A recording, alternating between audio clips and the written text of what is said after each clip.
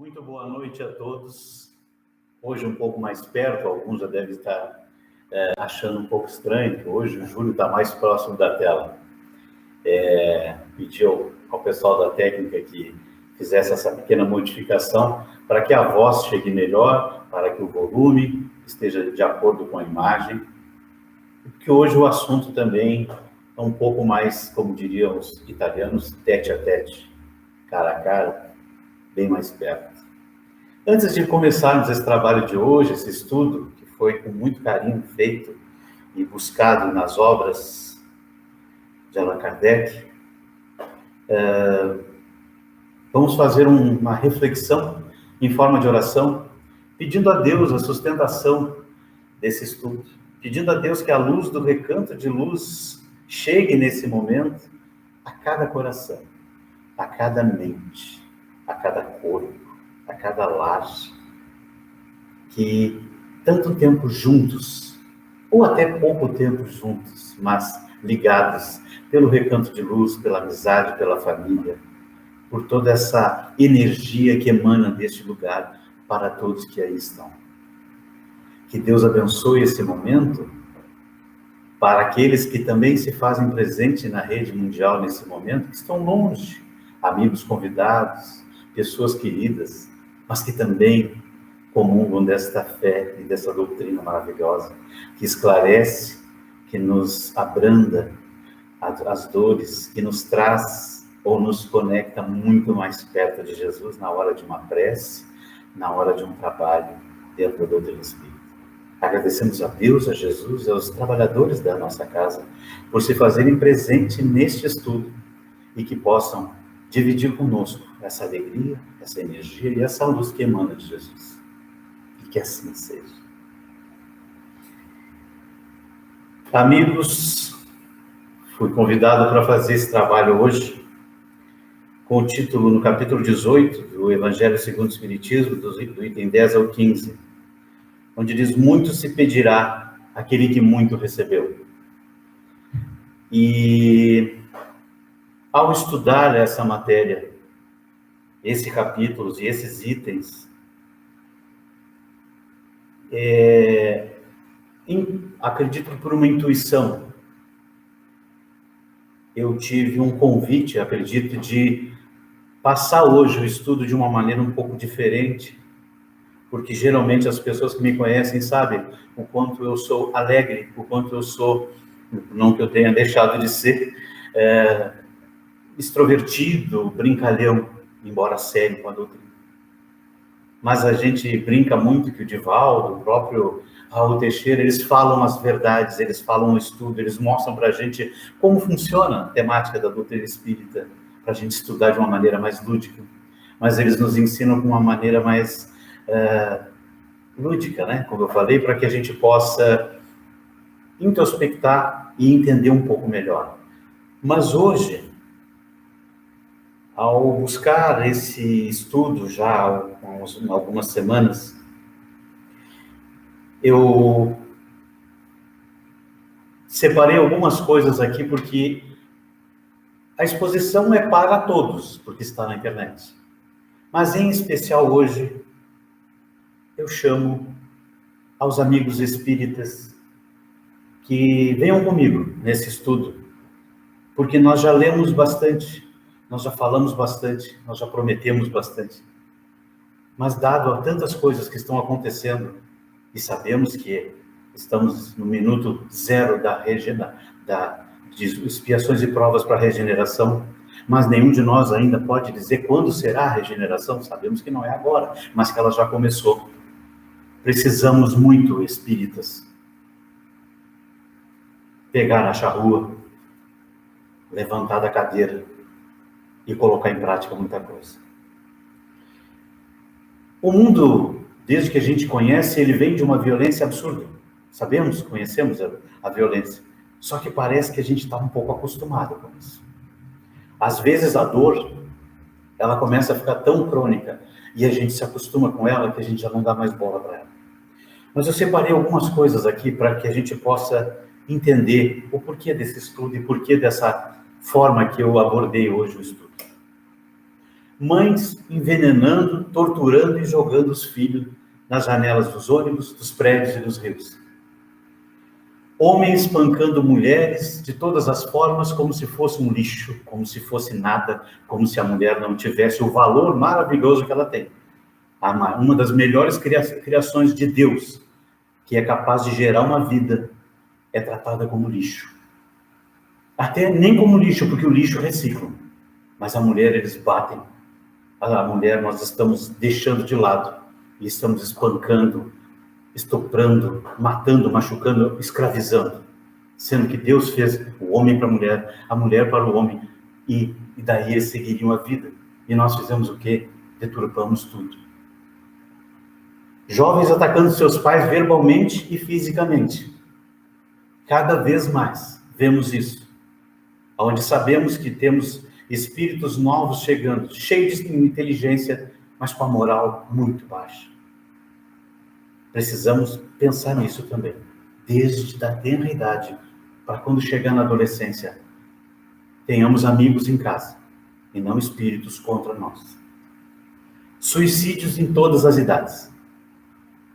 O clima sofrendo alterações, tudo responsabilidade do ser humano, e com isso causando catástrofes, calores, incêndios, ondas de frio, neve, granizo, tudo desorganizado. Pessoas caindo de aviões, em desespero para salvar o pouco que lhe deixaram de dignidade ou de vida. A fome, que já faz parte das nossas vidas. As drogas, cada vez mais. O abandono do ser humano à criança. Agora mesmo, minutos antes de vir para cá, minha esposa disse: meu Deus, uma mãe acabou de jogar uma criança contra a parede. Precisamos pensar nisso. A corrupção, desde que a gente conhece o mundo, quando se estabeleceu uma cidade, estabeleceu-se a corrupção. E ela vem todos os anos das nossas vidas, das nossas existências, sempre mostrando o poder que é o erro e o mal. E aí, separei algumas atrocidades que nós estamos vivendo, e me veio uma pergunta: se nós pudéssemos ver por 20 segundos agora o rosto de Jesus? Eu creio, ele estaria chorando. Porque tudo que foi nos dado, uma terra maravilhosa, um orbe maravilhoso chamado terra, e nós fizemos disso um poço de maldade, um poço de violência, doenças. Ontem eu ouvi a notícia de que trocaram a vacina por soro fisiológico. Aonde nós vamos chegar? Nós sabemos que para colocar uma casa num terreno, a princípio a gente olha o terreno e o terreno está ali. Tem árvores, tem mato, tem um pouco de lixo, ou não tem nada, ou só grama. E para fazer uma casa, a gente vai fazer a fundação, a gente vai fazer buraco, a gente vai destruir como está para construir algo melhor. Então nós sabemos que para melhorar, algumas coisas tendem a piorar muito para chegar no ápice lá debaixo do poço, para podermos submergir e aí nascer novamente de uma maneira melhor. Mas espíritas, nós temos uma promessa de Jesus que disse: eu mandarei o Consolador. E no século XIX, veio para nós a doutrina espírita através de Allan Kardec. Nós tínhamos um pouco mais de capacidade de entender, porque dentro do tema hoje a gente vai ver que as pessoas ouvem, as pessoas veem, mas não acontece nada. E aí, então, para nós, não é a primeira vez que eu trago esse livrinho fininho, que a gente compra até em sebo por R$4. E o nome dele, Conduta Espírita. Que bom se todos nós no mundo tivéssemos um manual de como fazer, como viver, né? Mas como temos o livre-arbítrio, a gente tem que dar o nosso jeito, como diz o outro. E esse Conduta Espírita, livro de cabeceira, porque ali tem vários, são pequenas frases que diz como eu devo me comportar, como devo me portar diante do próximo, do colega, da esposa, do filho, sabe? É maravilhoso. Separamos o item 18, que diz, perante nós mesmos, vigiar as próprias manifestações, não se julgando indispensável e preferindo a autocrítica ao autoelogio. Recordando que o exemplo da humildade é a maior força para a transformação das criaturas. Toda presunção evidencia afastamento do Evangelho. Conduta Espírita, muito simples. Se a gente lê uma frase por dia desse livrinho, sempre com o Evangelho ao lado, claro, vai nos ajudar bastante. E aí, nos remete também ao Evangelho que diz assim, missão do homem inteligente na Terra. Missão do homem inteligente na Terra. Deus nos deu essa inteligência. Porque, dia desses eu ouvi, até conversei com um colega de estudo daqui, que Deus não escreveu uma sequer palavra. Nós temos os mandamentos que foram ditados a Moisés, que a história conta que foi Deus que falou com Moisés, e, claro, cada um acredita da forma que quer. Acreditamos ser um espírito de tamanha grandeza que passou a ele esses mandamentos devido à orientação na época e à compreensão. Então, inteligência nós temos. Porque Deus, ao criar o espírito, ele registrou lá no DNA do espírito as leis morais, as leis que Deus espera de nós. O amor, o bem ao próximo, a honestidade, a caridade, está tudo escrito aqui. A gente só não faz se a gente não quiser. E a missão do homem inteligente na Terra diz assim, não vos ensoberbais do que sabeis, porquanto esse saber tem limites muito estreitos no mundo em que habitais. Suponhamos sejais sumidades e inteligência deste planeta, nenhum direito tendes de envaidecer-vos, se Deus, em seus desígnios, vos fez nascer no meio onde pudesse desenvolver a vossa inteligência. É que quer a utilizeis para o bem de todos. É uma missão que vos dá, pondo-vos nas mãos um instrumento com que podeis desenvolver, por vossa vez, as inteligências retardatárias e conduzi-las a ele. O que diz aqui? Se tens um irmão a caminho, que ele ainda não compreendeu, que ele ainda está em erro, que ele ainda precisa de uma mão, chama ele, traz ele contigo, dá o exemplo. Bem falado semana passada pela colega Silvia Canhado, ela disse que nós fizemos escolhas, nós temos as nossas prioridades, e é real. Nós temos prioridades das quais a gente acha mais importante isso ou aquilo. Mas nós reclamamos muito quando a gente está doente, quando a gente está sem dinheiro, quando a gente está desempregado, quando a gente brigou com alguém, quando um amigo nos fez um mal, quando eu fiz um mal a alguém, a gente reclama. Mas esquece que a gente fez as escolhas. Em algum momento a gente teve a escolha. Deus nunca tirou desse ou daquele o poder da escolha. Ele nos deu o livre-arbítrio. Desde o primeiro dia em que eu usei o meu livre-arbítrio para alguma coisa, eu tenho as consequências disso. Então, eu não posso reclamar.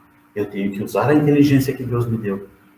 Introspectar e pensar o que eu tenho que fazer para daqui para frente fazer diferente. Porque, vejam, nós temos um Deus que não castiga. Nós temos um Deus que nos dá uma segunda chance, uma terceira, uma quarta, uma quinta. E o sofrimento de quem é? Do Espírito. Meu. Nós estamos sofrendo as consequências das nossas escolhas.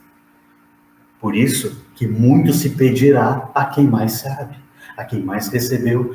Isso ele quer dizer que, a partir do momento em que eu compreendi a jogada, eu estou entendendo como é que funciona, e mesmo assim eu estou fazendo tudo para me prejudicar.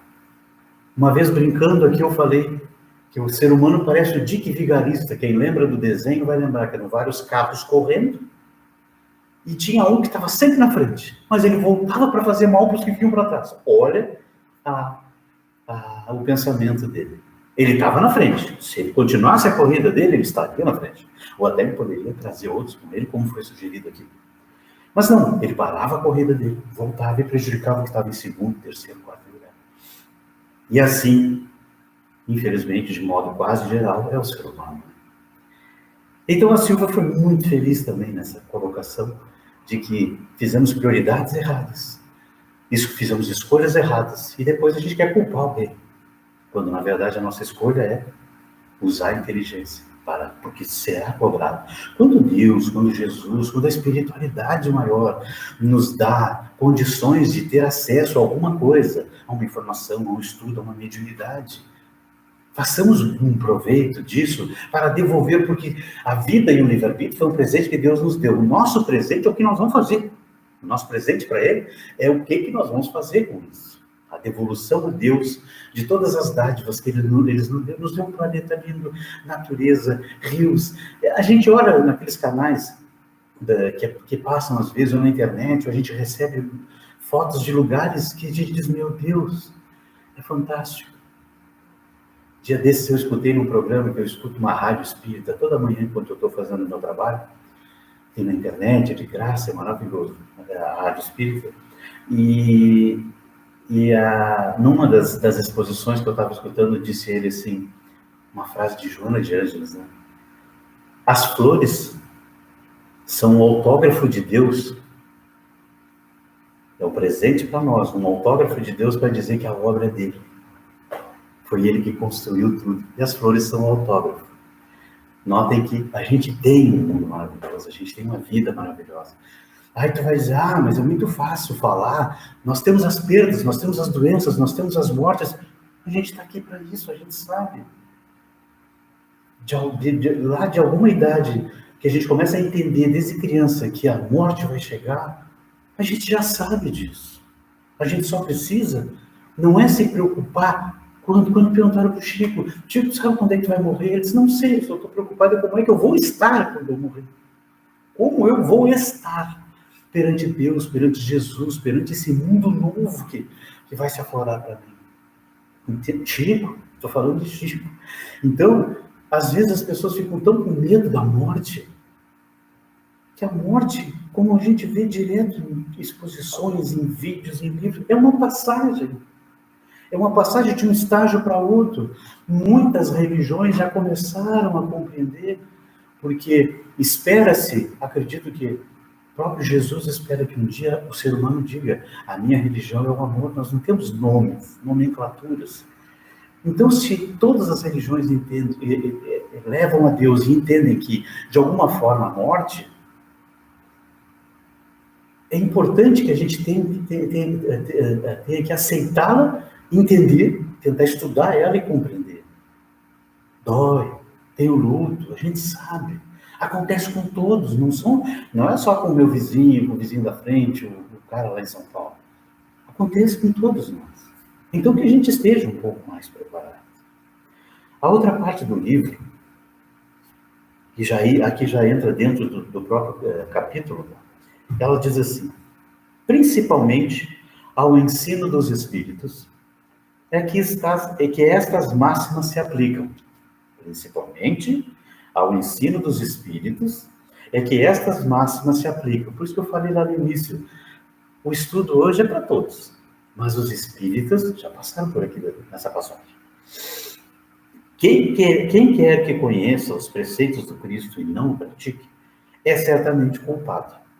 Contudo, além de o Evangelho, que os contém achar-se espalhados somente no seio das seitas cristãs, mesmo dentro destas, quantos há que não leem? Quantos de nós não leu? Eu acho que é a maioria. Vamos comentar aqui que a maioria não leu todo. E se leu, não entendeu. Quantos dos que não compreendem? Resulta daí que as próprias palavras de Jesus são perdidas para a maioria dos homens. Por quê? Pedimos uma coisa, recebemos essa coisa e não entendemos quando temos elas nas mãos. Por isso a importância da continuidade, do estudo, da evangelização. Existe uma frase que diz: evangelização infantil, tarefa prioritária. Pega nosso bambino lá do início e traz ele na doutrina. Nós não estamos doutrinando, nós não estamos escravizando ninguém. Nós estamos dividindo amor, sim. Nós estamos levando as pessoas, os familiares, os amigos, para o bem. Se a pessoa não quiser, tudo bem. Mas que bom que ela peça um livro emprestado. Que ela pergunte alguma coisa e que a gente diga: olha, eu não sou ninguém para te explicar como é que funciona. Nós temos a Casa Espírita, onde tem os estudos, onde tem um trabalho lindo, um trabalho que agora na pandemia ele ficou muito mais ainda, porque tem pessoas que está fechado, não estão fazendo nada. Essa casa trabalha incessantemente. As famílias recebem as suas cestas básicas, agora com um café ainda, para esperar eles com carinho, com amor, com respeito. Entende? Então, tem o trabalho com os enlutados, tem o trabalho da sexta-feira. Só não podemos fazer o presencial porque estamos atendendo as exigências, né? Que vocês todos conhecem. Mas o calor disso aqui cheio é maravilhoso. Mas o calor também de estudar e levar via internet para todos, com muito carinho, com muito respeito, mas com muita fé na doutrina, é também prazeroso. Dia desses, falando sobre será cobrado daquele que muito sabe, ou que mais sabe, ou que mais recebeu, dia desses, nosso colega Luiz Paulo foi muito feliz também num chamado que ele fez aqui. Eu até disse para ele: olha, não poderia ter sido pessoa melhor, porque nós, historicamente, procuramos a experiência de uma pessoa, a seriedade, a idoneidade, a honestidade, para poder acreditar, né? Nós temos esse estereótipo. Às vezes, uma pessoa na rua, mora na rua, não tem estudo, mal fala, mas eu não pergunto para ele onde é que fica Oswaldo Cruz, mas ele mora no Oswaldo Cruz. Mas eu não acredito que ele está na rua, ele é um mulambo. Então, nós já vamos julgando. Então, por isso que eu disse, como historicamente nós não sabemos, nós vivemos julgando as coisas, e eu disse: meu amigo, que maravilha que tu fez esse chamamento. O chamamento que ele fez foi para dizer: espíritas, colegas, trabalhadores, voluntários, onde estão vocês? A casa não para, o serviço não para, as pessoas não pararam de precisar. As exposições estão virtuais, mas que bacana se tu puder dedicar um tempinho da tua vida para assistir, para ouvir as preces e radiações, porque às vezes, se tu ficar 10 minutinhos ouvindo as preces e radiações, tu vai receber luz no teu carro, na tua casa, na tua vida. E tem um colega aqui fazendo as preces para te mandar essa energia. E ao mesmo tempo ele disse: quando não tem a pandemia, são 200 pessoas no sábado. Na segunda, lota. E a gente começa a praticar a questão 919 do Livro dos Espíritos. Eu preciso conhecer a mim mesmo para saber o que eu estou valorizando, quais as prioridades que eu estou dando, quais as escolhas eu estou fazendo, a quem que eu estou querendo impressionar, aonde eu quero chegar. Porque quando o nosso coração, o nosso cérebro, o nosso espírito ele está sozinho num cantinho, ali a gente está despido de tudo. Quando a gente está só com a gente mesmo, a gente sabe das nossas mazelas, a gente sabe dos nossos defeitos, dos nossos julgamentos, daquilo que a gente não está fazendo, daquilo que a gente poderia fazer. Então, eu estou aqui só transmitindo isso tudo, como qualquer outro colega poderia estar aqui. Eu, como diz a Mônica, eu estou lendo para mim, eu já repassei esse trabalho várias vezes para mim, porque eu preciso aprender, eu preciso colocar em prática. Mas é necessário que alguém venha aqui na frente e diga: amigos, espíritas, irmãos, ao trabalho. Nós devemos pegar essa inteligência que Deus nos deu, essa maravilha de conhecimento, esse ter o braço, as pernas, a cabeça, os ouvidos, nós temos todos os sentidos aguçados, perfeitos. Então vamos ajudar, vamos distribuir, tem muitas formas da gente fazer alguma coisa. Às vezes em ligar para uma pessoa que a gente não vê há muito tempo, mas sabe que ela passou por alguma situação. E dizer, tudo bom, tudo bom. Só estou te ligando para te dizer que eu estou aqui. Não quero saber se tu fez isso ou aquilo, só quero dizer que eu estou aqui. E que se tu quiser pega o meu WhatsApp, meu Facebook, mas fala comigo, pergunta para mim qualquer coisa. Dia desses eu vi uma menina na internet dizendo que adeus, eu já não aguento mais. Nossa, aquela coisa bem suicida, né? Eu disse, meu Deus, eu não tenho capacidade que esse pessoal do 188 tem. Mas eu deixei um recado. Eu disse, olha, eu já tive momentos difíceis. Às vezes a gente tem vontade de muita coisa ruim, mas já está dizendo no nome, ruim. Então, se as coisas que a gente vai fazer vai piorar o que já está, vamos parar, pensar e ver que a gente, de repente, pode ouvir um amigo, ouvir um padre, ouvir na casa espírita, ouvir o pastor e tentar seguir um novo caminho. Porque se este caminho está cheio de pedras e espinho e está me machucando, se eu seguir nele com pensamentos piores, vai aumentar as pedras e os espinhos. Agora, se eu me permitir segundos de reflexão, eu vou pegar o caminho do lado e vou tomar um outro caminho. Pode até ser difícil, mas serão novas dificuldades, novos desafios, um novo aprendizado. Então, amigos, aqui vem outra parte do Evangelho segundo o Espiritismo, desse estudo. Porque nós dizíamos sempre que a gente fala que Jesus falava por parábolas, porque o entendimento da época era assim. Então ele falava, aqui diz assim, ó, por isso que eu falo por parábolas, porque vendo nada veem, e ouvindo nada entendem, nem compreendem. Nele se cumpre a profecia de Isaías quando diz, ouvireis com os vossos ouvidos e nada entendereis, olhareis com os vossos olhos e nada vereis. Amigos, quando é nos falado de uma forma lúdica, a gente compreende mais. A criança na escola começa assim. Então, quando Jesus nos falava por parábolas, e hoje às vezes a gente conta uma história no meio de uma exposição, é para que a gente fique com aquilo assim, pô, que bacana, aquela história me lembrou isso, isso, isso, isso. E faz um link de alguma coisa que a gente já passou. Por isso Jesus nos falava com histórias que nos faziam refletir. E não dizer, tu faz isso, isso é certo, isso é errado. A gente nem gosta muito de... Não é muito a praia do humano aceitar esse dedo, né? E aí, ele vem pedindo, no final até desse item, que é o 15, é um chamamento.